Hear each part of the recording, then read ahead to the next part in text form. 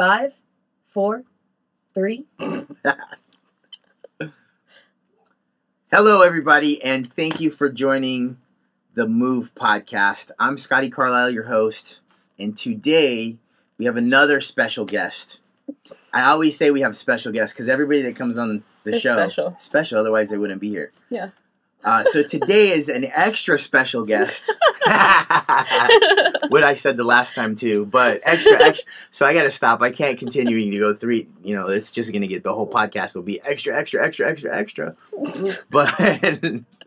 But today we're going to talk to Madison Morales, and I have known Madison now for about 7 years now. However old Sage is. I think he's 7. I'm pretty bad at it. 7 or so. Yeah, so anyway, Madison used to work at the NICU. So when Sage was going in and I had a bunch of issues with my kid in the NICU, Madison was there to basically be a friendly face and welcome us in and help. And we became kind of family. Mm-hmm. Totally. And so Madison has a very unique story that I wanted to share, and so I asked her to be my guest, and she obliged. So thank you so much, Madison, for coming onto the show. Of course. I can't wait to talk about this. So can you introduce yourself? Like, who are you? Who's Madison Morales? I am. I'm 27. I'll be 28 this year, unfortunately. I'm still in nursing school. I work at Kaiser, Anaheim, in the ER. Been there for 4 years now. Wow. And then I'll be done with nursing school in June, finally. Still live at home. What? Nothing wrong with that. Nothing wrong with that. So what do you do in the ER?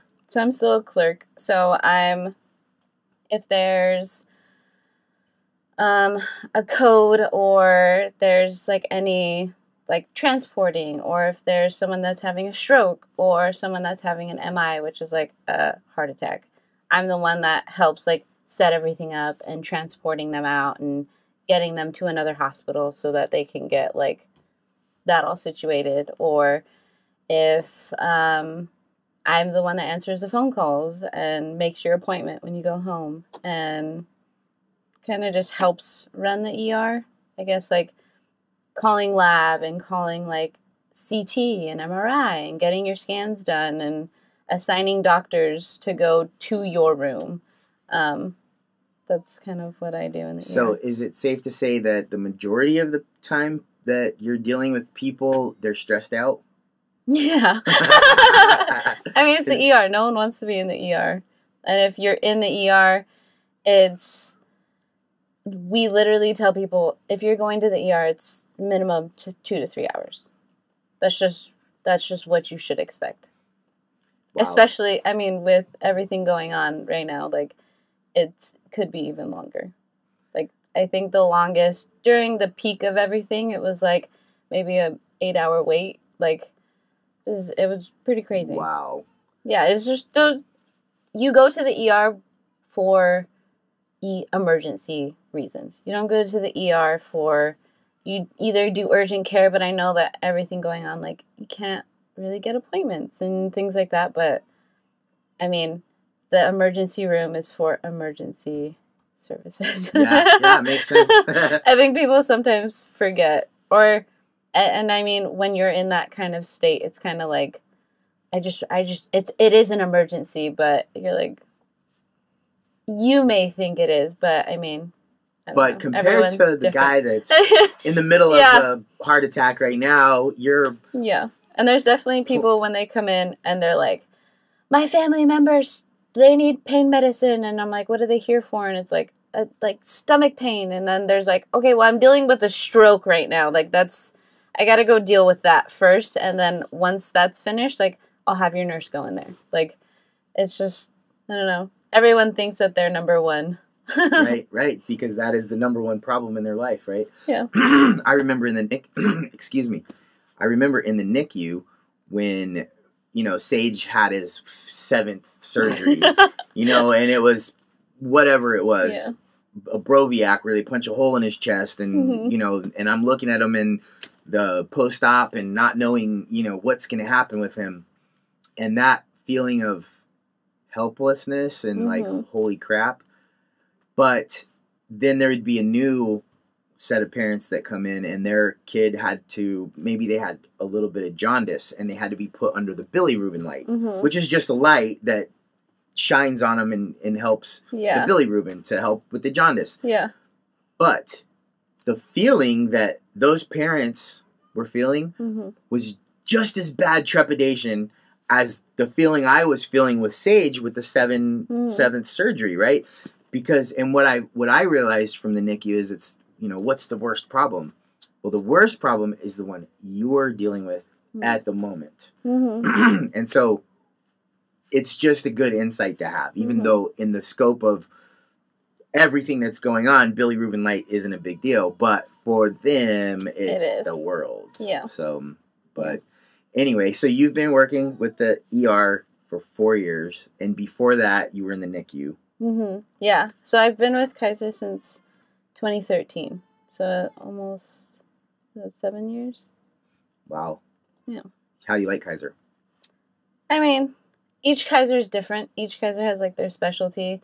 I mean, there's some people that hate Kaiser, and then there's some people that love it. I definitely think it's knowing the right doctor and knowing, like, thank God I had my mom, because if I didn't have my mom, some doctors are just so easy to be like, okay, we're going to give you this med, we're going to try this med, and then we'll see how it goes. But, I mean, having my mom being a nurse and a charge nurse, it's kind of like, no, we're going to do a little bit of research. We're going to look up what that med is. We're not just going to start it because, I mean, everything that I've been through, I probably would have been on chemo and radiation and all these other medications or whatever if I didn't have my mom. Because they're just like, and I don't know if that's just doctors in general or if that's like, they just want to give you something, like, and instead of doing a little bit more, like, all right, we'll do one more test or whatever. Like, I mean, my doctor hates, I probably doesn't hate, but like my mom's very much like, we need to do a liver ultrasound at least once a year because that's what the like foundation said to do. And my doctor's like, I don't think we need to, but like if you want, like, we'll just do it. So I mean, they can do it. You just have to push a little bit more to kind of get the answers you want. Yep.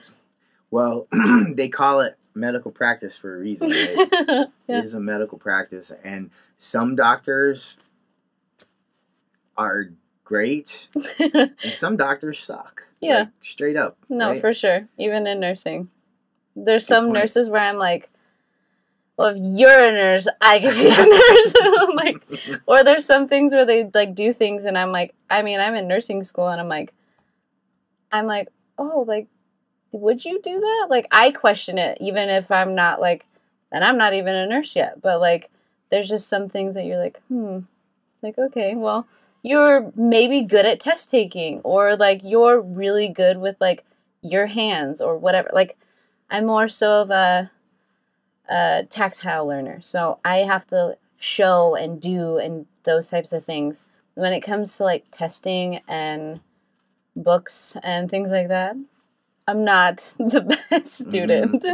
I'm a C student, you know? But when it comes to like actually doing things, like, I think I perform a lot better than actually like testing, which I don't know. You need both. Yes, for sure.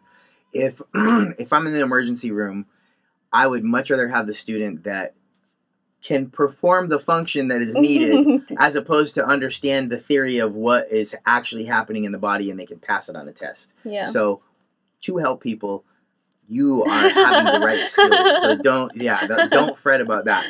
So let's get to the meat and potatoes of why I asked you to be on the show. I know that you have personally dealt with some issues, some health Yes. Yes. See how she's laughing? I love that. Because you have the choice. You could either, I like the saying, some people get bitter, some people get better. Right? Yeah. I mean, I think you definitely get bitter before you get better. Yeah. But it's your choice on how long you stay there, I guess. Yeah. What happened? When did you find out you got sick, and how did that take me back? The first time. Which one? The very first time when I have multiple autoimmune, and then I have a genetic. So, my autoimmune, I first got diagnosed with my Graves or my hyperthyroid in 6th grade. So, 6th grade, I think you're like maybe 9? No, like 11. 11? Yeah, because my son is 13 and he's in 8th grade. So okay, yeah. Right around so 11 years old. Yeah, and I could they first diagnosed me with that because I chipped my front teeth. And I played basketball also. So, my mom noticed it, and I went to a Christian school at the time. So, when I played basketball, and everyone knew me, I was always in the office, and I'm like that outgoing kid. So everyone knew me at this school, and I had a basketball game one day, and you can't wear any jewelry. So, back in the day, you wear like the puka shell, like the necklaces. And I was playing basketball, so I put my hair up, and I had to take the necklace off, but because it was tied on, I had to cut it off. So when we cut it off and I put my hair back, my mom saw that my eyes were a lot bigger, and she noticed that I had a goiter on my neck. So I think I had a 3-inch band going around my whole neck. Wow. So when I put my hair back, my mom actually saw it. So when you say goiter, is that like a? It's like a. I look like a bullfrog. When they have like their throats or whatever. So that's basically what I look like.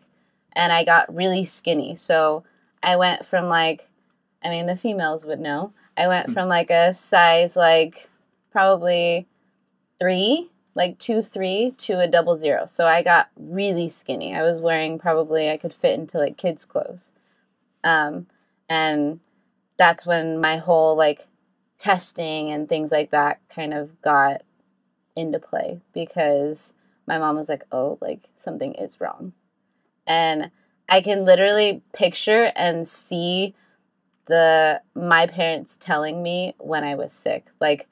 It was so not traumatizing, but when you're that little and your parents are like, I need to have a talk with you. You're like, oh shoot, what'd I do? And I remember we went to Blockbuster, and I got watermelon Pop Rocks. And my parents sat me on the table in the living room, and I was sitting on the coffee table.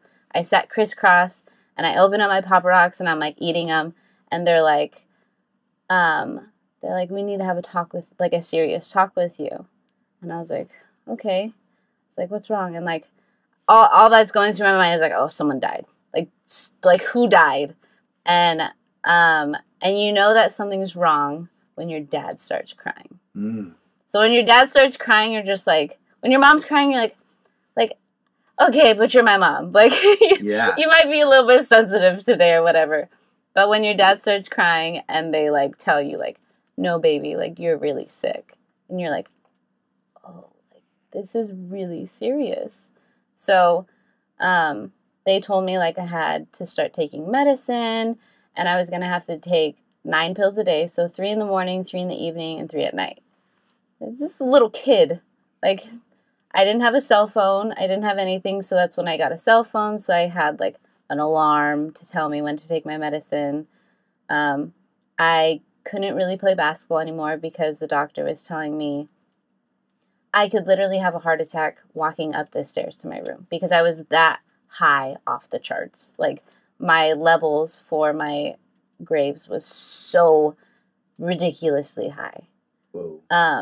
And so, yeah, when you tell a little kid you can't play with your friends anymore, and you can't be like so active and whatever when I'm playing basketball and soccer, and like I'm a you're an active kid that you should know. Yeah, I heard stories. That like when someone tells you that, you're just like, no, like the heck, like that's when you start being like, why me? Like, why did I get sick? What did I do wrong? Like, it's like I didn't, like, you just don't understand it, especially when you're that little. So that was like, I mean, that took a long time, and then that went on for years. So I thought Graves' disease had to do with your digestion. No, that's thyroid. So, I mean, everyone has a thyroid, but mine was making too much hormones. So my body was like, it had too much at the time. So, and I guess it's prevalent in men too. Men can have thyroid issues, but mainly probably women. But in women, it's usually older in life. So more women develop like hyperthyroid or hypothyroid later in life, but not as young usually as me. So hyper is that it's not producing enough. No, too much. Oh, so hyper is too much. Hypo is not enough. Got it. Yeah.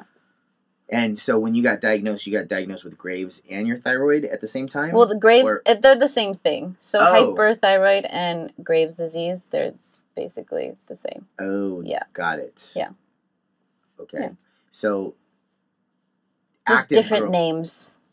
Yeah, same thing, different names. Well, hey, we're all learning, you know? Just when I thought I knew everything, man, I'm reminded a lot. I don't know shit.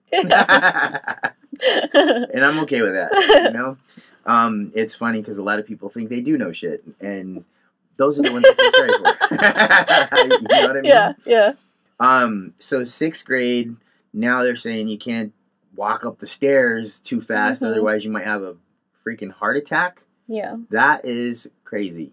I can't even imagine. Trying to tell, like, Preston or whatever, like, sorry, dude, like, you can't play.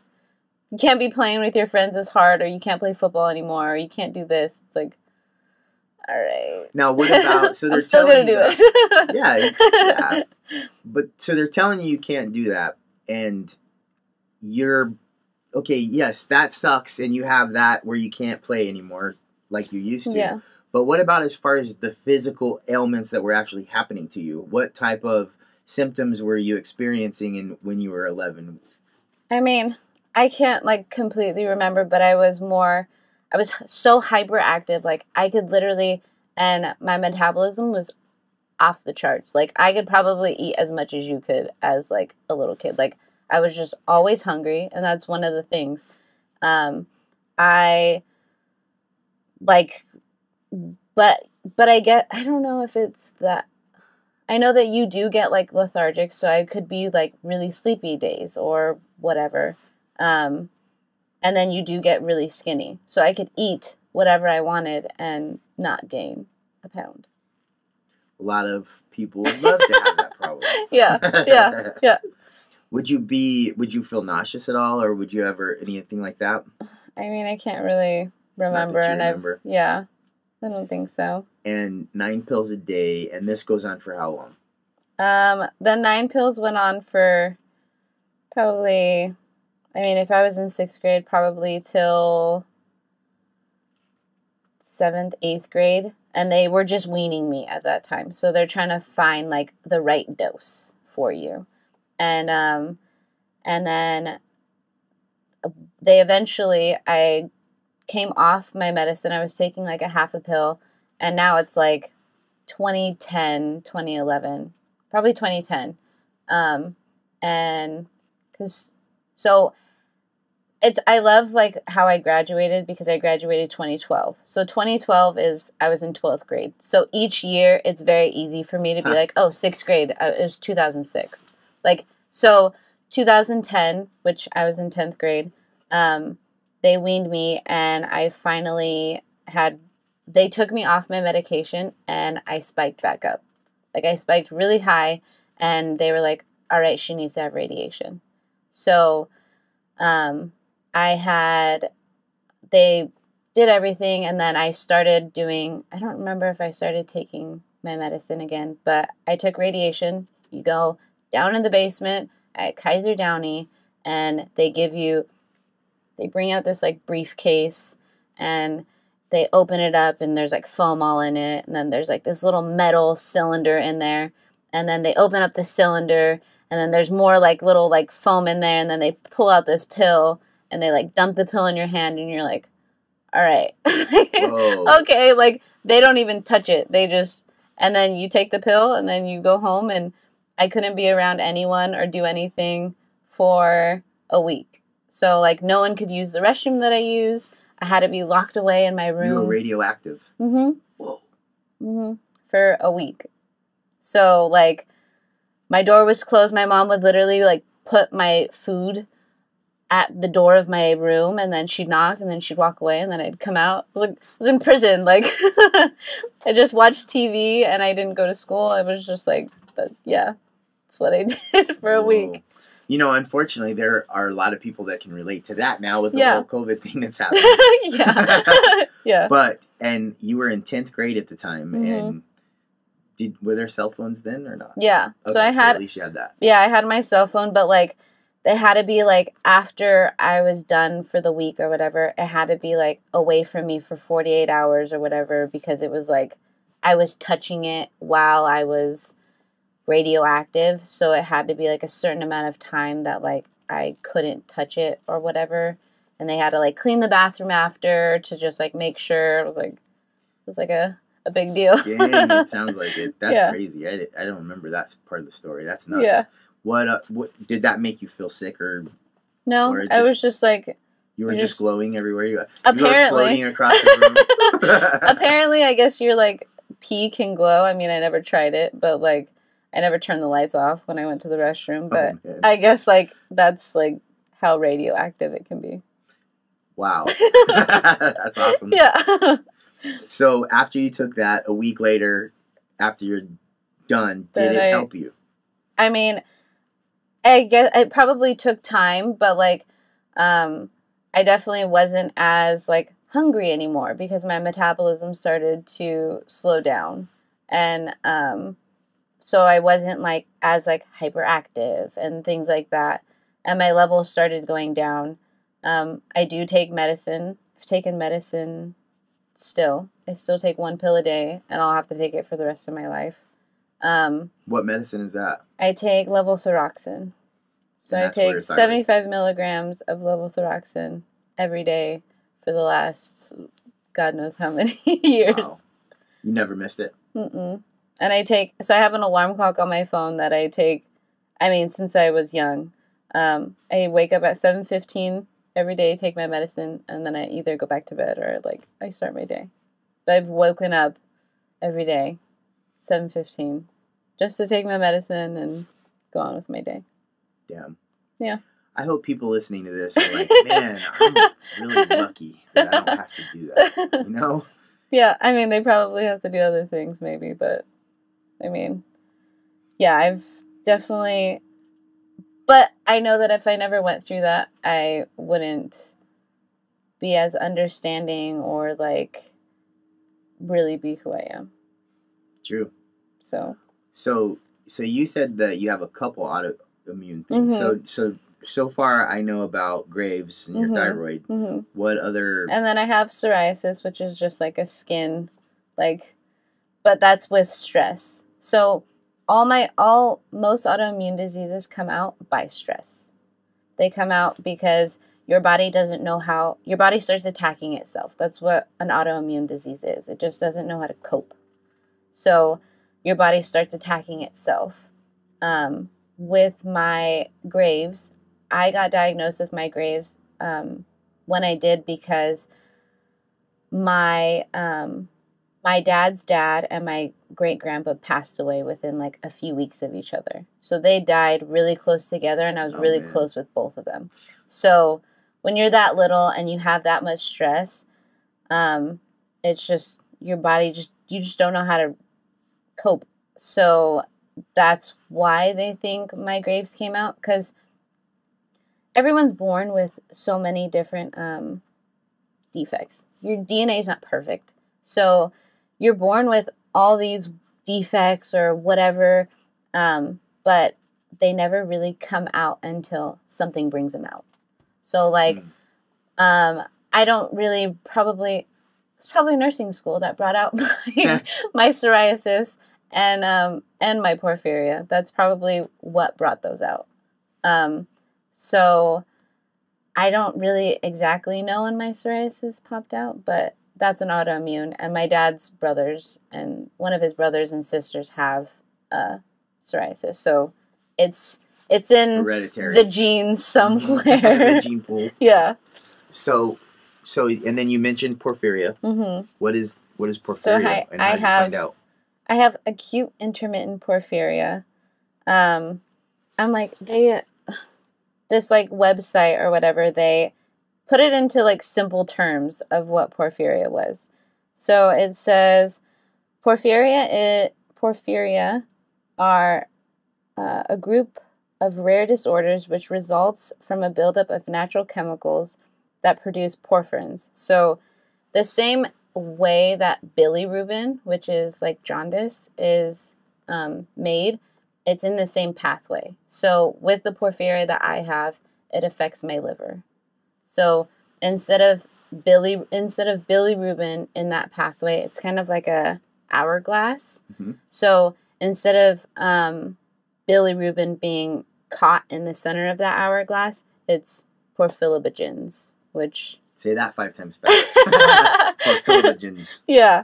And then it says, depending on the type, it can cause different intense symptoms ranging from severe abdominal pain to nausea symptom dysfunctions to blood and urine to seizures. So with the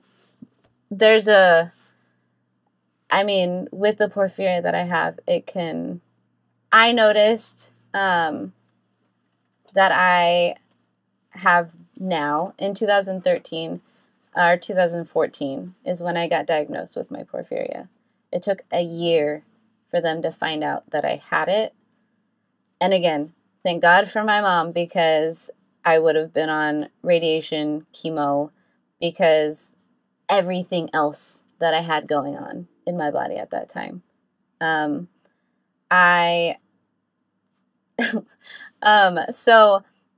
It first started because I had blood in my stool. So, it's not normal. Right. But, the females out there can relate to when you're on your period. So when you're on your period, there's blood in the toilet, but you're just like, okay, whatever. But when I went to the restroom this one day, you couldn't see the bottom of the toilet.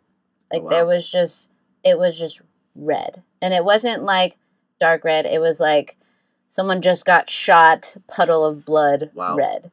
And that was the one day that I was like, Mom, you should come and look at this. I don't know what's wrong. So that happened, and I was in and out of the emergency room multiple times. I had multiple scopes and pill camera studies and so many things going on. I was constantly, I didn't really eat much for a year. I lost a lot of weight. I was basically on a liquid diet because I couldn't keep any food down. So they thought that I had Crohn's disease. They thought I had lupus, but the lupus marker and the Graves marker look the same. But then they can test a little bit more for lupus, so I didn't have lupus. And then I did probably countless tests.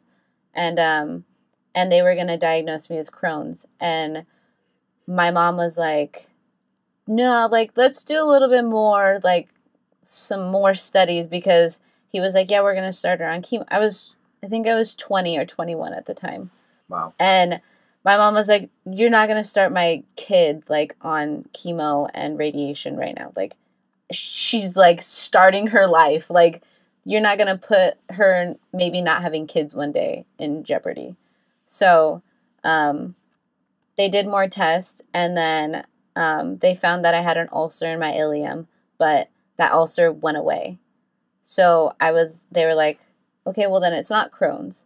So because my mom was like, no, we're not going to do this yet. We're going to like hold off and we'll do more tests. Thank God that she did that. Or, I mean, God knows what would have happened. No kidding. But I was having, also at the time, I was having dark urine. So I went and saw a rheumatologist because I already have multiple autoimmune. That I saw a rheumatologist, and he did a 24-hour urine test. And because my urine looked like a Coke. So when I would go to the restroom, wow. I mean, there was days like in the morning where you go to the restroom and you're like, oh, like it's a little bit brassy or whatever. And you're like, maybe I'll just drink a little bit more water today. Or like whatever. And it happened a few times, but I was just like, whatever, like it's not a big deal. And then there was some days where it was like in the middle of the day where I would go to the restroom and it looked like a Coke. And I was like, all right, Mom, can you come take a look at this? And she would be like, wait, like my dad would like maybe like flush the toilet or whatever. And he'd be like, oh, I thought you poured a Coke like in the toilet. I'm like, no, that was my urine. Like wow. That I went pee. Like that was me. And so my mom was like, so I did a 24-hour urine test and they found out that I had porphyria. And my doctor was like, I haven't ran this test. I haven't looked at this since med school. Like they just don't have, at the time before I got diagnosed, I think there was one other like older lady in the Kaiser system that had it. So there was no doctor that specialized in it. Most doctors were like, I heard about it maybe once in med school. Wow. So no one really knew about it. And you don't want to be the only. Like, not much research. Because it's more so in, like, European countries that these are more prevalent. So, I mean, I don't know if that's based on, like, where the equator is and stuff. But, yeah, there's not very many people that are here. But during that time when I was sick for the year, being in and out of the ER, I had severe abdominal cramping where they say that the cramping, and I've met one lady that had it, but she had it for like 20 something years before she got diagnosed. She has 3 boys, whatever, and but she has severe neuropathy in her spine and in her hands and in her feet. So neuropathy is where like the nerve endings basically are dead. So it's painful. Like it's super painful. But they say that the cramping that you get in your stomach is equivalent to pregnancy contractions. Ouch. I don't know what that feels like. I don't have a kid. Period cramps, like, they're kind of annoying, but, like, they go away. There would be days where, like, when I would have an episode, I would be, like, in the loft in our house crying for hours in a ball on the ground, and the only way that the pain would go away would be, like, falling asleep. But, like, I would wake up, go throw up, lay back down, curl up in a ball, fall asleep, wake up, and I would do that for hours. How hard does it have to be to fall asleep when you're in pain? Like so you probably want... Well, you're just exhausted. So, like, at the point when you're just, like, why you fall asleep is not because you're, like, I need to go to bed, but it's, like, I'm so exhausted. Like, I mean, when people give birth, like, being in nursing school, I've seen someone push baby out. So there's been times where, like, I've seen, like, the lady, she, like, pushed it, like, was pushing, and right after she, like, was pushing, she was, like, out, like, cold, like, snoring so loud where you're like, wow, okay, interesting. You were just screaming in pain, and then you're out now. So, I mean, that was, like, the time that I was like, oh, like, I get it now, like, I understand, but that's kind of my main symptom is my, like, stomach cramping. And the only medicine that works is sugar. So I'm on a high-carb, high-sugar diet. Wow. So, I mean, I don't know how many calories a normal person has to eat a day, but my doctor, my metabolic geneticist, prescribes me, and nutritionist prescribes me 300 grams of carbs a day. Got it. Your metabolic geneticist. Mm-hmm. So they basically hired him to take care of me. So there's only one in the whole Kaiser system. Dang. Is he out here in this area? He's in LA. So if I need to see him or whatever, I have to drive out to LA. Have you learned a lot from that guy? Or do you talk to him much? Is there... I mean, in the beginning I did. And he, like, kind of, like, explained, like, what was going on. And that's when I was like, oh, the pathway. Because in the simplest terms, because when you look it up, it's like, this enzyme and this enzyme is missing and blah, blah, blah. And you're like, okay, well, I don't get it. But, yeah, I see quite a few people in the Kaiser system now for my porphyria. That's my main disease that I have. Have you ever had a seizure? No. So that's good. But I've definitely noticed, so there's a lot of symptoms. There's, like, I'm sure that people will look it up, and it's like mental disturbances, and that's, like, the last one. So anytime, like, I tell someone, like, and they read, like, the last thing on there and it says mental disturbances, they're like, oh. I'm like, it could happen. It doesn't say that it does, but it could. But I developed, so I'm not an anxious person.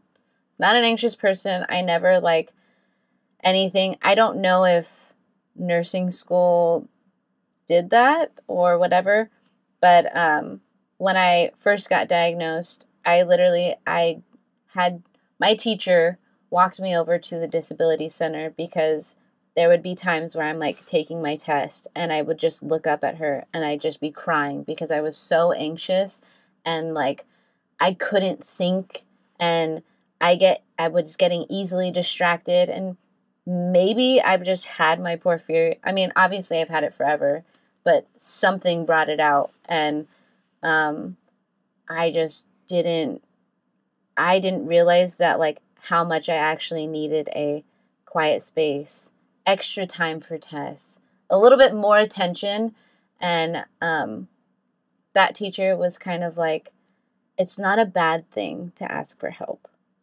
Like, it's not, and I've had a lot of nurses, like, even at work where I'm like, I'm so stressed out and I don't understand and this and that, and they're like, if you need help with anything, ask.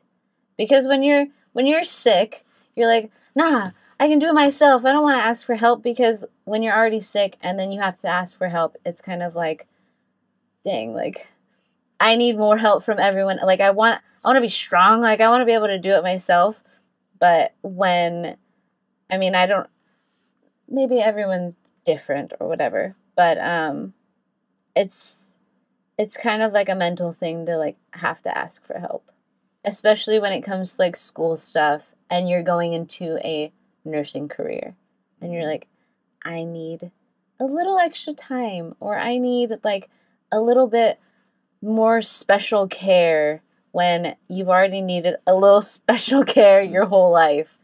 But, I mean, you live and learn through it. So, growing up, having those situations with not being able to play, and part of this podcast is, looking and bringing up conversations with people that have had tough times and experiences. Mm-hmm. And what I have found in my own life and in a lot of other people's lives, people that have overcome some kind of adversity, while they're going through it, it's horrible. It's hell on earth. Mm-hmm.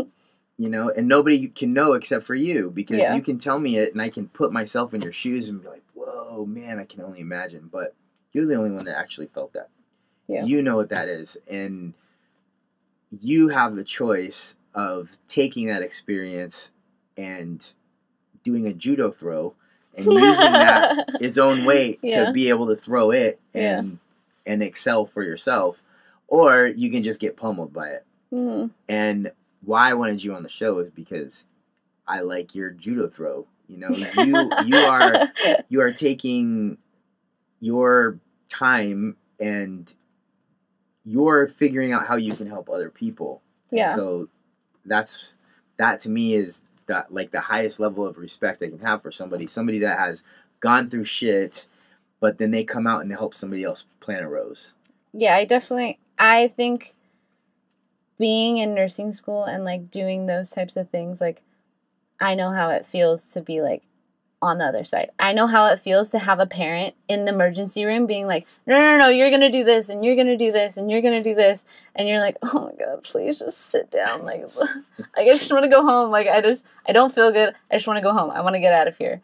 So I know how it feels to be like that little kid, or I know how it feels to be even like that adult and being like, all right, my cramping in my stomach is really bad. Like, I need help. Like, I can't do this right now.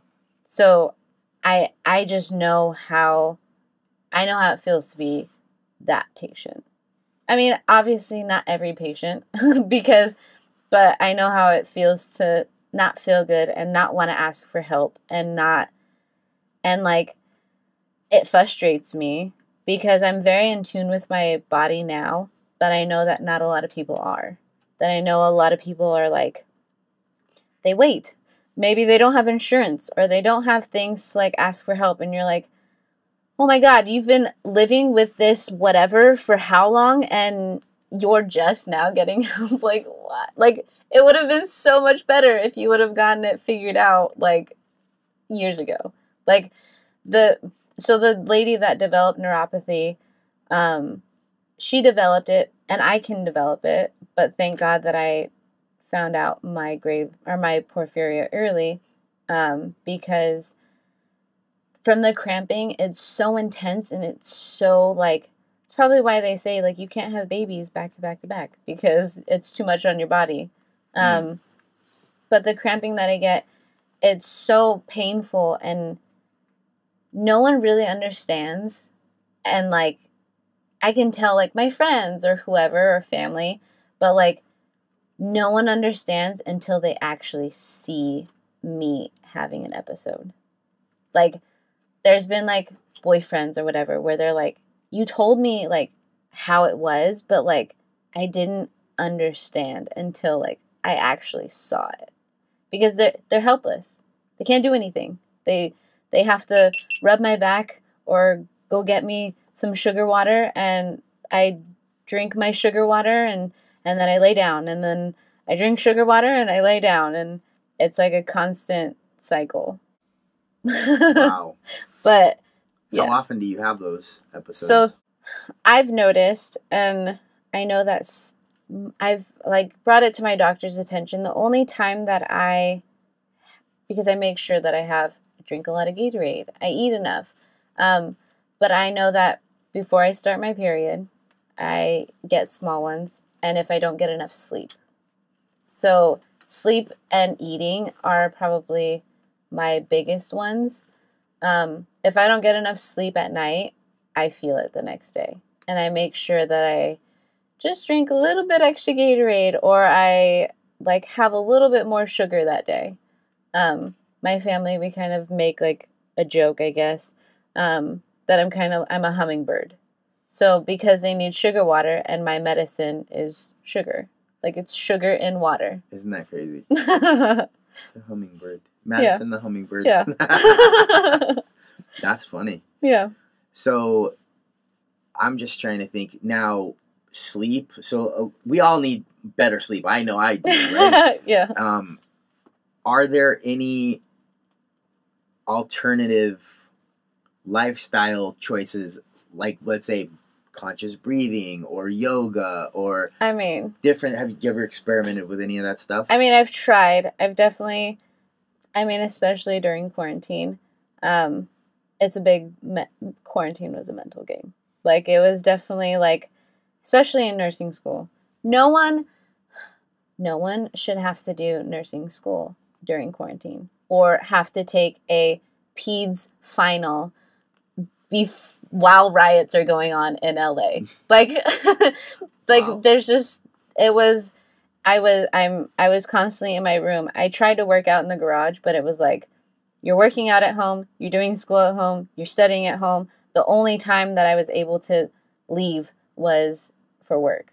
And then when you go to work, it's like you're wearing a mask all day and you're wearing goggles all day. And you're like, all right. I would literally, during that time, like, just go sit in my car. Just to feel a little bit of normalcy. Like, I'm just going to go sit in the car and, like, you know. And be normal. like that was, like, the most normal thing that you probably could do. But I definitely felt like it definitely messed with my anxiety. I think when people talk about anxiety, I never really understood. Like, I'm like, yeah, like, anxiety. Like, okay, yeah. But during that time, like, I had to ask the doctor for help. Like, I was like, I need something because my anxiety, like, I'm taking an exam and I literally can't focus. I can't breathe. Like, I'm freaking out. Like, and it was definitely because of quarantine. It probably had to do with my porphyria. But I just, you can't be scared to ask for help, especially during this crazy time that we live in. I'm just But going to the gym, when the gym started opening, I was like, I'm going. Like, I need it. My mom, it was a constant argument.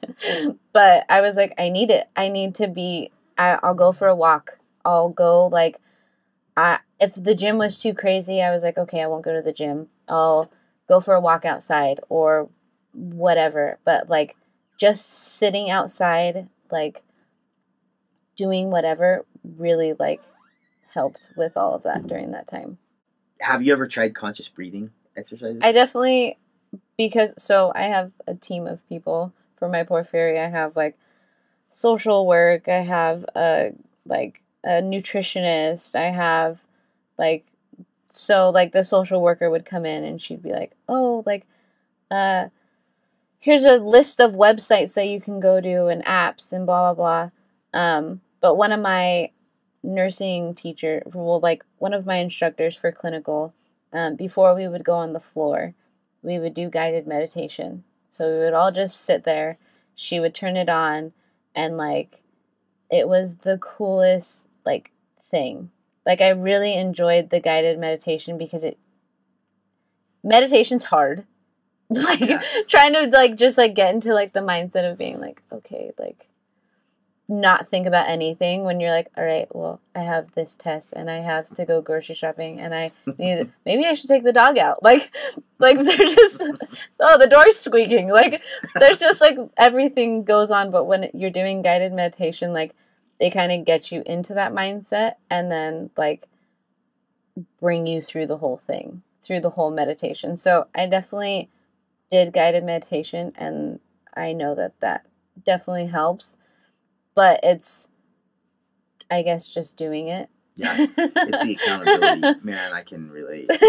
I think most people listening to this can relate to that. Yeah. You just got to do it. Yeah. I know I want to do it more often, and they say if you're too busy to meditate, that means you probably need it even more. Yeah, for sure. And then, breathing. So I went down this rabbit hole of doing conscious breathing and also movement, right? So, like, qigong, right? Like, what the heck did you just say? Well, you've heard of Tai Chi, right? I mean, where I've the people are doing movies. Like all the movements, and they live long time and that kind of stuff. You see, old people doing that, and you're like, wow, they made it. They look pretty good to be their age. Yeah. They're like 115 years old and doing all this stuff. That's Tai Chi. And I've seen that before. Mm-hmm. I thought that was its own thing. So I'm diving into this stuff, and I found out that Tai Chi is one of 3,000. there's over 3,000 qigongs. It's called qigong. It's a Chinese therapy, basically, That's why that they involves live so long. well, it involves movement. So Okay. you have different poses and stances and different meditations while and breathing while you're doing specific movements, and these specific movements affect specific areas in your body. Yeah. Really I cool. definitely, I mean, when you go get a massage or whatever, they're like, oh, these pressure points or blah, blah, blah. And you're like, wow, that affects my liver? Oh, that affects my heart? Oh, okay. Well, maybe I'll push that a little bit more. Yeah, that's, I'm just, all of that is really interesting to me. So, No, for sure. if I'm you, I'm definitely going to be, like, I would definitely be playing around with all that stuff. So, the meditation sounds like it worked. But again, you just got to do it. Mm-hmm. I'm telling myself the same damn thing. I definitely think the gym is my main, like, getaway. Because I know that there was times, I mean, nursing school's hard. Probably said that a lot. But, like, there'd be times where I'd be like, I'm just gonna go to the gym. Like, and when I'm at the gym, I'm like, I shouldn't be here. I should be studying. I should be doing this. I should be doing this. Like, and then you don't have a good workout, but you have to make, like, the time, especially for your mental health, for your body to be like, I need to eat. I need to drink water. Like, and definitely during all the quarantine stuff, I mean, and I was doing, the classes that I was taking were super stressful. That I lost weight during that time because I was just, like, not working out, not eating really, like, and my diet is food. Like, my medicine is food and sugar. So I, like, I know that during that time I was having a lot more frequent, like, small episodes where I'm like, oh, my stomach's kind of cramping. Like, I need a little nap, or I need, like, a little break or whatever. But, I mean, I would imagine that would induce more anxiety, because if you feel something happen, then you're like, oh, right? Yeah. And you're already open to anxiety. So it's like a negative feedback loop. It's like this is Yeah. affecting that, it's affecting this. And especially, like, if I do, like, so there was times when I was, like, getting sick a lot and I was, like, throwing up or whatever. And I'm on a high carb, high sugar diet. So if I'm throwing up, I'm losing those calories. So it's just making my episodes worse. But I, like, need to eat and I need to drink water. But, like, there'd be times where I'm literally just throwing up water. And I'm like, like, it's just like a vicious cycle of, like, not feeling good. Dang, man. Yeah. Well, like I tell my daughter and all the kids, good thing you're a tough kid. Yeah. Yeah, they don't I've like heard that a anymore. lot in my life. That only works so much, and then after Yeah. that, it just sucks, and you just gotta handle it. I guess deal with crap. Mm. But you seem like you have a good outlook. Like, talking to you, you have a good attitude. You are doing things that are helping. Yeah.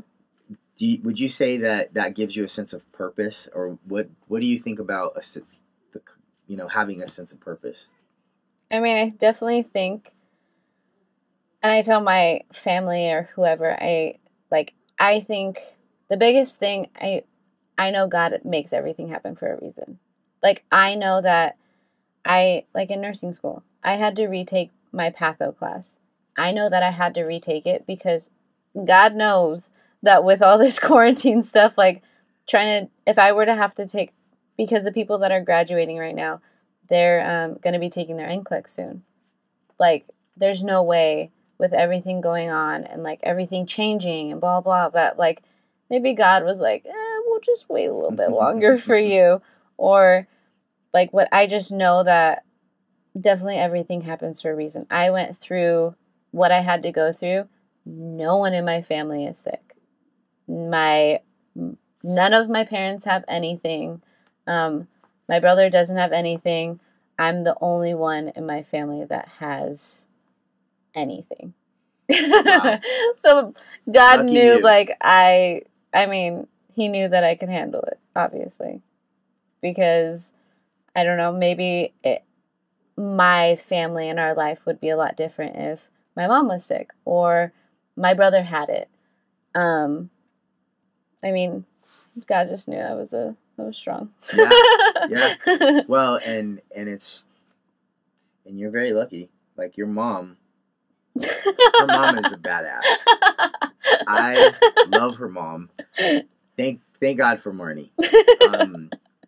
Dealing with Sage, and she was the charge nurse when I had all of my situations to deal with, and just a beautiful person. Like your mom is just. She's definitely a leader. Oh, she's a leader. She can be rigid when she needs to, and she can be soft and loving. Like she has the whole spectrum, you know. And I think, and she doesn't take shit, right? So like with your stuff, that's why I don't think. Yeah, I thank God I have both my parents, because my dad needed my mom and my mom needed my dad, because without either of my dad's like the laid back and my mom's the like no, you're gonna give me what I want. And my dad's like no, we'll just eat it, like it's fine, it's fine. My mom's like no, you didn't order that, we're gonna get the right thing. So I think I definitely got like a happy medium between both of them. And I mean, I've learned a lot from my mom, where it's like if you want something, you can push a little bit, and like you can always get what you want. If you push a little bit and you have your research and you have like something to back it up, like you can get the answers that you need and that you want. And then your dad's like, my dad's like, all right, we'll just do it. How is your relationship with your dad? Has it changed over time since you've been sick? I think that I think that he's more like aware, but he's not as, I guess he's like involved, but he's not as involved. Like when it comes to like my medical stuff, it's mainly my mom. But she's the nurse. She knows the questions to ask. She knows, like, my dad's like, oh, so how's this going? But everyone in my household is basically gluten-free. Because I'm gluten-free now. That's part of what I don't know if it's part of it, but with like just not being able to eat for a year and being sick for the year that I was sick, I wasn't able to keep anything down. So we slowly integrated food back in, and it was like chicken and rice. And if I ate anything that had like gluten products, like flour, wheat, or whatever, I would just throw it up, and I couldn't keep it down. So I was like, okay, well, we just have to go more natural. I mean, everyone in my household is like vegetarian, basically. I'm a meat and potatoes person. But I definitely like noticed like a difference with like not eating it, like not eating gluten or anything like that. I am on a high carb, high sugar diet, so eating a lot of carbs and stuff is. Well, when you say carbs, I think of bread, but bread has gluten, right? So they have gluten-free bread, but there's like, I eat a lot of rice, I eat a lot of potatoes, I eat a lot of sweet potatoes. But there's calories and carbs in literally carrots. Like it's in everything. So, it's just eating enough, I guess. So basically 300 carbs a day. Yeah. But you can eat more if you want, or are you limited? Okay, so you can eat, but as long as you hit that hard. Mark. It's real hard to eat 300. Oh, yeah, is it? I haven't really counted all the calories in food. Like, so a bowl of rice, how many carbs would be in a bowl of rice? I don't know. I haven't done it in a while, but like on a good day, if I have to eat 3 sandwiches or whatever, so it's 6 pieces of bread, gluten-free bread, which is probably yay big, but it's like eating 3 of those. And I'm a female. We don't eat all day. We eat probably twice a day. So what about protein? Can you eat protein too? They have gluten-free protein, but like, I have a carb drink. Like I have like, it's like, it looks like pre-workout, and you just put it in water and it's just carbs. Just straight carbs. Yeah. Nice. I was watching something where they were losing weight by respiration. It was a TED Talk. And carbohydrates are carbon and water, basically, and oxygen. So as you breathe, anyway, oxygen is lighter than carbon, right? So when you're breathing in oxygen, it will eventually weigh less than when you breathe out carbon dioxide, because carbon dioxide is heavier and it's a combustion. It gets way more in depth. And listening to the TED Talk will be in the show notes. We'll put it in the show notes. I forgot what the guy's name is, but he talks about respiration as a combustion mechanism. So literally, you're breathing in oxygen, combustion happens, turns it into carbon dioxide that you breathe out. That is heavier than what you breathe in. So I think he was saying drinking a Pepsi, so literally losing weight through your respiration. So if you drink a Pepsi, it would take you an hour and a half, based on his calculations of how much each weighs, an hour and a half to lose the Pepsi.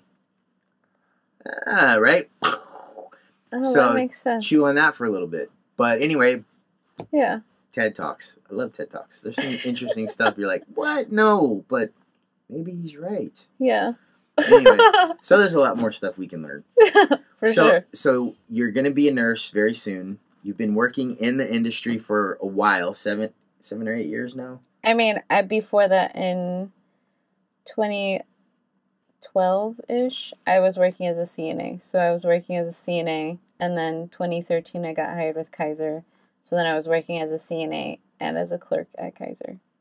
Wow. So 9 years. Yeah. It's crazy how time flies. So I've been out of high school for how long? Right? Oh my gosh. Yeah. So what is the next step for you? So you're going to be a nurse. Do you have a particular area that you want to be a nurse in? I love the ER. Like, I love being in the ER, and like when a code goes on or they bring in like a full code, like someone that they're bagging and like doing all that, I'm like, yeah, what are we doing? Yeah. Okay, cool. But I love kids. And I did, like, when I took peds, I got an A in peds, and I was like, it just made sense. I was like, my mom's like, be a NICU nurse. And I'm like, like, because a lot of the nurses that I talk to, they're like, if you like ER, then do ER. Because if you do NICU, you're a NICU mother-baby nurse. You don't really do adults. I remember I got my wisdom teeth out. And when I got my wisdom teeth out, it's really hard for me to come back from anesthesia. So I'm a little bit like groggy, usually for a while after. And, you know, you get your wisdom teeth out, they like lay you down on this like bench or whatever, and then they eventually come and wake you up, and you're like, okay, like I'm ready, and you like get in the wheelchair and they wheel you out. But I sat up and I guess my eyes rolled back and I passed out, and my mom was hitting the bottom of my foot. And as a NICU nurse, to stimulate babies, you hit the bottom of their foot. And they're like, no, lift her feet above her head, like, because I'm passed out. And she just didn't, like, I don't know if it was because I'm her kid or if she's just so used to babies that she just doesn't know how to treat adults. And I know that, like, I mean, I want to be able to be more versatile with my career. I don't want to be ever stuck. So if you do peds, I mean, you can go, there's 18-year-olds that are my size. I'm like, or even your size. So I'm like, you can kind of do adults eventually if you wanted to, I guess. Got it. Yeah. So do you have any hobbies aside from work? I mean, it sounds to me like you've been, it's just work. Study. Yeah. I mean, I haven't done, I asked my family the other day, I was like, what are your hobbies? Because like during this time, I'm like, I like being outside. I like doing any activity outside, but my brother's like, that's not really a hobby. Like, that's what you do for your health. And I'm like, okay, Jordan, not everyone can have as many hobbies as you. or Scotty. Like, and then I asked my mom, and I was like, Mom, like, what are your hobbies? She was like, I don't know, like, I like shopping. I was like, it's not a hobby. It's not a hobby, Mom. So, I mean, I don't really know, like, I mean, I'm pretty easygoing. I don't have, like, one thing that I specifically do, and I don't know if that's because being in school, that I'm like, school's my hobby. Right? I'm a professional student at this point. I don't know. Well, when are you supposed to graduate? In June. Oh, okay. So, right, like in a couple months. Mm-hmm. Nice. Yeah. You're like, you don't even know. I'm like, it's super... I'm happy that we're, like, coming to an end, but it's also scary because it's like, you're coming to an end and you're just, like, in the mental state where you're like, I just want to be done. And when you're in the midst of it and you're in the middle of the program, you're like, all right, like, this is what I have to do. I know I have to do this. But at the end, you're like, yeah, like, let's just get it over with already. So you kind of just become less diligent, I guess. So it's really hard to stay focused. It turns into done is better than perfect. Yeah. yeah. And then now that everything's slowly opening back up, everyone's like, you want to go here and you want to do this? And I'm like, yeah, I do. I want to go get a drink. But I don't know. I mean, we'll see. So, and I'm just curious about having relationships and having to deal with an illness. Has that affected the relationships that you've had, or has it not? Like really boyfriends? Yeah, boyfriends. I definitely think like some relationships it made us closer, and because like I was dating a guy when I first got diagnosed, and his family, like obviously everyone at that point, you're getting diagnosed with someone, so everyone kind of gets involved and is like more like what can we do and blah blah blah. But then, I mean, nursing school, I think because I got my disease under control, I mean, boyfriends after that, it was more so like nursing school. I realized from my last relationship, I can't do a relationship during school. They tell you at the beginning of nursing school, they say, either you'll find your, like, your person or whoever you're going to marry in nursing school, or you won't be in a relationship at the end of it. So, like, it's, I mean, my cousin, he just graduated nursing school, about a year ago now. And he promised his girlfriend at the time, like, if you stick this out with me, like, I'll marry you at the end. And, I mean, there was plenty of times during nursing school that he was like, I can't do this. Like, she, like, they're constantly arguing. And, like, at that point, it's like, you're messing with my career at that point. And that's how I felt like in my last relationship, where I was like, you're messing with like my future family's life. And I'm like, and I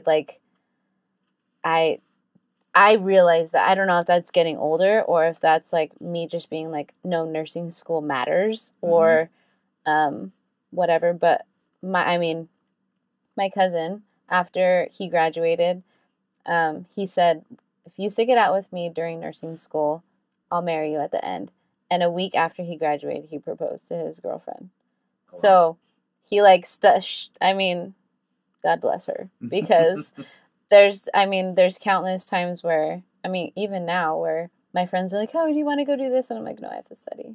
Or like, I'm so stressed out and I'm like, just shut off from the world, where I'm like, I can't talk to anyone. I can't do anything. Or with my last boyfriend, I didn't pass the test during at the end of a quarter, and I really felt depression during that time. Like, I've never been depressed, but I was like, I didn't want to talk to anyone. I wanted to be by myself. I didn't want to. He would be like, but it was towards the end of our relationship, and he was like, do you want food? And that was about it. And I didn't really talk to him for the whole weekend, and it was like, okay, like, you really don't care. But and that was my last relationship. So I just I haven't been in a relationship for over a year, and it's like, it's nice. You don't need to, you can focus on yourself. You can focus on school. You don't have to worry about anyone else. And making sure that someone else feels loved and making sure that everything is going on in their life, because I mean, I'm like both my parents where I'm like, I want to make sure that you're okay. Yeah. Which I guess that's any good relationship. You want to make sure that they feel loved and that they feel like they're being prioritized, but like in nursing school, like they can't matter as much. Right. And my mom did nursing school, married with 2 kids. God bless her. Wow. Kudos to her. My goodness. I couldn't do it. That's crazy. Well, at least you're almost done with that, and yeah, you don't have to. I mean, let's face it. People are packages of issues. Right? we all have our own issues that you got to deal with, and eventually, they all come out eventually. Totally. Yeah. So I guess it's just wanting to stick it out with that person. I guess that's the main thing. Yeah, it'll happen. If you want to deal with their problems. Right. God bless Crystal. Yeah. Oh, I know. I feel sorry for her. Man, can you imagine all of these, 5 kids and then just me, my hyperactivity and everything. But yeah, she's definitely a special lady. Is she going to be on here? Oh, she's extra. Huh? She's extra special. Yeah, she's extra. She would be the one where the whole podcast would be extra. But I'm lucky. But you don't always find that person at first. You have to go through, and you have to. Some people are very lucky, and they're the ones that have been married for 87 years, and they were together at 13, and that kind of thing. But that happens less and less frequently. I think that there's a plan and there's reasoning for everything. So I think that there's someone that's there. He just hasn't, they'll be either put in my life or they've already been put in my life that, they're just being patient. Yeah. So, I mean, it'll happen when it happens. Exactly. My best, is it an analogy? Or basically you can't pull a carrot out of the ground and expect it to grow faster, right? It grows at its own pace. Yeah. At God's pace. Whatever yours. And if he wants it to happen, and it's funny, anytime I've ever dated a guy, and my mom knows too, because she'll pray it too, where if something's going wrong or something's just not going right, I always start to just pray and just leave it to God. And I'm like, if this person's supposed to be in my life, let them be in my life. And if they're not, take them away. So obviously God said I'm going to take them away. Okay. Wow. And so I guess that brings me to the last thing I want to talk about, which we've touched on it, and that's faith. Yeah. So obviously there are a lot of different religions. I think 4,000. 4,000 religions. That's a lot of religions. But there's a reason that that's the case. There's a reason that there are so many religions. Mm-hmm. But I think that it's a personal thing, and everybody has their own viewpoint. Mm-hmm. So you going through the things that you've gone through, how has faith helped you in overcoming or just giving you perspective of what's happening or your life? I mean, I guess I kind of I've gotten to, when you're younger, you don't really think about it. In that kind of way, you're just like, oh, these people at church are praying for me. But as I've gotten older, I'm kind of just whatever happens. If it's supposed to happen to me, God's got me. It's supposed to happen. It's gonna be planned out. I can literally sit in a car with someone and just have a hours talk without any alcohol, without anything, and just have the most absurd conversations, and just being well, if this happened and if this happened and oh, what if this did, and oh, why does God make this happen? And I really think that I think that your obviously God, you have choices. He's not a God that's like, you can only do this and blah, blah, blah. He's going to give you a choice. But in my head and the conversations that I've had, could be wrong, could be right, I don't know. But where I'm like, there's one path. In my head, I'm like, there's one path, but there's so many ways to get down that one path. That there's like, because God's not a God that's going to be like, no, you're only going to go this way. That it's like, I'm going to give you a choice, and if you want to do it this way, you want to do the easy way, or you want to do it the hard way. That, I mean, I by no means think my path has been easy.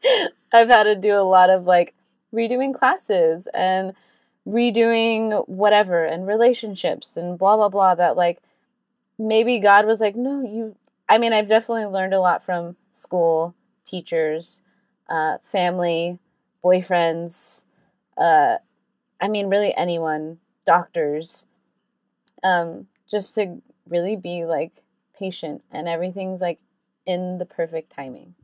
That like, yeah, I think there's definitely there's multiple ways to get down that one path.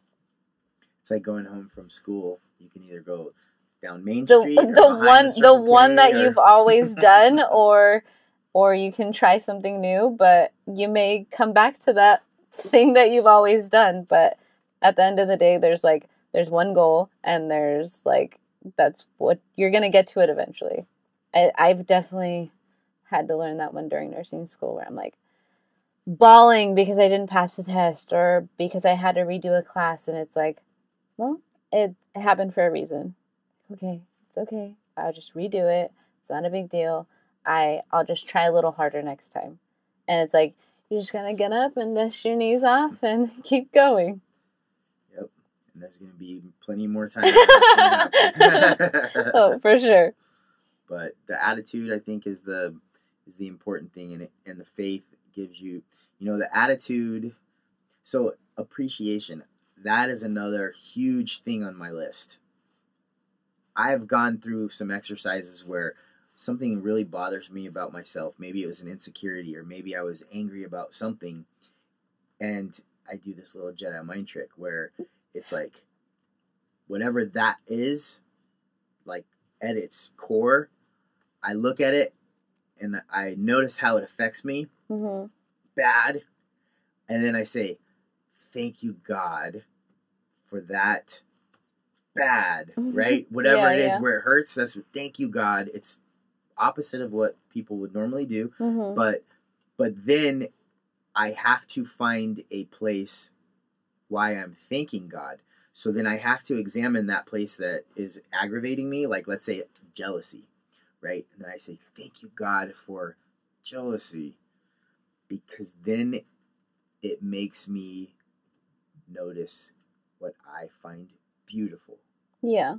So there's always that way to spin, because you're not jealous of something that you don't find beautiful. Or so I think that attitude is a very important thing, but appreciation, so you appreciate what you've been given or put in the midst of, and that action of feeling the appreciation is liberating, and it gives you freedom, and it gives you, it's like being diagnosed with my diseases. If I didn't go through them, I appreciate them, because I have no idea what I would have done. I got sick at a young age. That like, I wasn't much of a partier. I didn't. I've never done drugs. I've never smoked. I've never done any of those things, because I know my body is all jacked up. That I'm like, I know I don't want to add something into my body that I'm like, okay, well, maybe that's why this is going wrong. And maybe so I'm basically at this moment in control of anything that happens to my body. Like, if I get another autoimmune disease or whatever, like, maybe I'm a little too stressed. Maybe I need to learn how to, I don't know if anyone knows how to cope with stress. Right. But I definitely appreciate and like love everything that I've gone through, because maybe I wouldn't be as diligent in like, or even have my personality that I have if I didn't. I agree. I agree. It's like one of my favorite quotes is Bruce Lee, and he says, "Don't ask for an easy life. Ask for the strength to handle a hard one." That guy's, that's a great one. Yeah, it's a great one. He's got all kinds of stuff. I got a book called Striking Thoughts. Okay.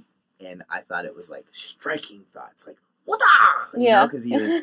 And what I found out that it was not. It was all his philosophy, his personal philosophy, striking thoughts, thoughts that strike you. And he has so many things that are so profound. I'm reading it and I'm just journaling every. The guy was my hero when I was a kid. Now he's 10 times my hero that I'm an adult, because he was only 32. Anyway, this isn't about Bruce Lee, but I freaking love that guy. So, but part of his whole thing is appreciation, and is basically having strength to overcome things, and that you can overcome things, and you can do whatever you put your mind to. And so, I mean, I think it like even in the NICU, you see, I feel like they say like when you're in the NICU, like it can either make a couple really strong, or it can break a couple, which I think that that's a lot of things in life. But I definitely think like that's your kid, that like that could have either broke you and your wife, or it could have made you like stronger. And I definitely like, I mean, obviously you got two other ones. It definitely made you guys a lot stronger. I mean, just saying it. Yeah, I thank God for that time. At that time, it was going through hell, and you didn't know whether he was gonna make it, and it was like, poof, this situation, and then we're just like, wow, we don't know what to do. We've never heard of this before, and you're really put to the test of your faith, of your humility, of your patience, of your everything in life, right? Yeah. But that is what this podcast has derived from. It was from that hard time that had made such an impression on me. And if you look at the logo of Move, it says Move Podcast, and it spells love. And then somebody's pushing, and that's the M, is pushing love. Oh. So, and because when we move, we are pushing love. You love to be moved, right? Yeah. Like, you love that feeling. Yeah. Or if you move somebody else, like, through love, but I think that you find love through adversity, because it makes you reflect. And so that's where I want to talk to people like you and get your story out there. You know, one, for two reasons. One, Porphyria. I know a lot of people don't understand Porphyria. I mean, I still don't.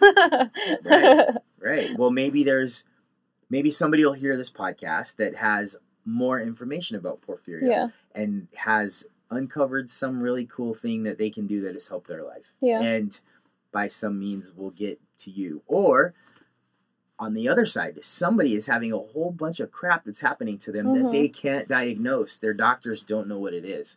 And they hear this and they hear you and they say, well, that sounds like me. Yeah, there's some doctors where they'll like talk to me or whatever, and I'll be like, oh yeah, I have AIP, which is acute intermittent porphyria, and they're like, I haven't heard of that since med school, and maybe that could be something that my patient's going through. Like, I mean, there's so many things that like that could be that, but they just haven't heard of it in so long, and I'm like, I don't even know what made the rheumatologist do a 24-hour urine test, or just think of like dark urine and being like, oh, maybe it could be this. Like, yeah.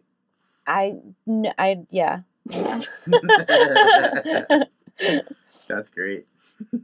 Lucky. Yeah. You got lucky. Or I think it's in the Hebrew language, there's no such thing as luck. It is divine intervention. They don't have a word that Oh, no, coincidence. They don't have a word for coincidence. It is divine intervention. So that's something there's something to that. There's something to that. I can't explain it all. I know there's something to that, though. But if you had a message for people out there that are listening, what would you say to, if you had a bullhorn and you could say something and it could go out as far as possible? Probably something along the lines of like just keep going. Like, it's gonna get better. Because everything right now is temporary. And I constantly have to remind myself that, especially like in nursing school, or if I'm not feeling well or whatever, I'm like, it's gonna pass. It's just temporary. Like, it's not forever. Like, nothing's forever. I mean, unless you're married, that's forever. Well, even then. Hopefully. But like, it's all temporary.